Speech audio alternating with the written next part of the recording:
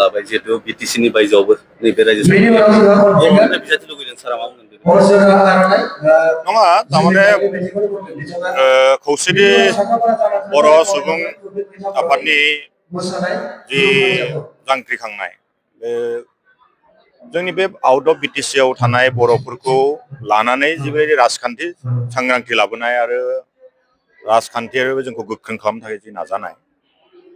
जेसेबां जोंनि माहारियारि आफादफोर दं बिसोरखौ लाजोबनानै खौसेथि बर' सुबुं आफादा खामानि मावबाय दङ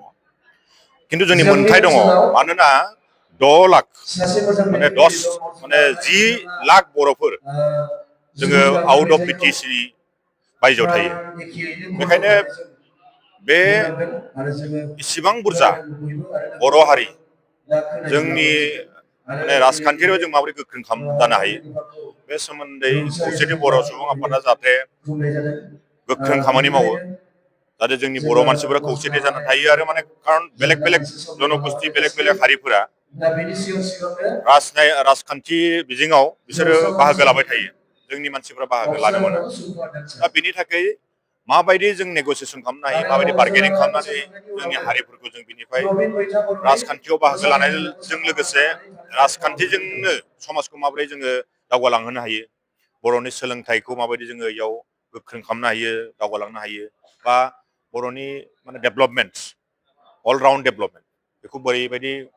माने जोङो जोंनि गावनि दैदेननायावनो जों खालामनो हायो बेनि थाखाय खौसेथि बर' सुबुं आफादा नाजानांगौ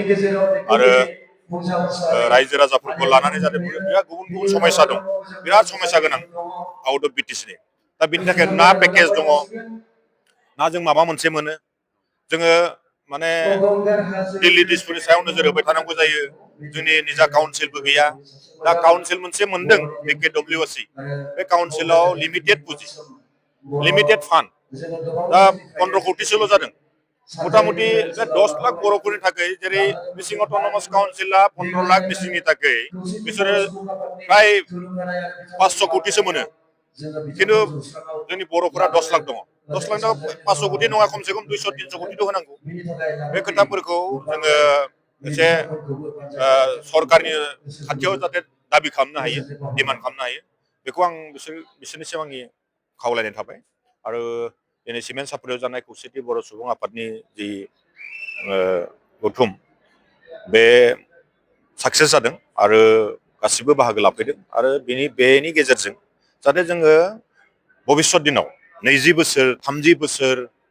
50 बोसोर 100 बोसोरनि उनाव बर'फोरा जाहाथे आसामखौ दैदेननो हायो आसामखौ दैदेननो हानाय मानसि आसामखौ दैदेननो हानाय माहारि जाहाथे जोंनि बर'निफ्रायनो जानो हायो बा दिल्लीयावबो माने केबिनेट रेंक लाहैनो हानाय 2-3 जाहाथे बर'फोर जों मोननो हायो बे बिथिंखौ लाखिनानै जों खामानि मावनांगोन बेखिनिखौनो आं बुंबाय आरो बेफोर राजखान्थि खोथा आं दिनै बेखौ बुंथ'ला जागोन थेंक इउ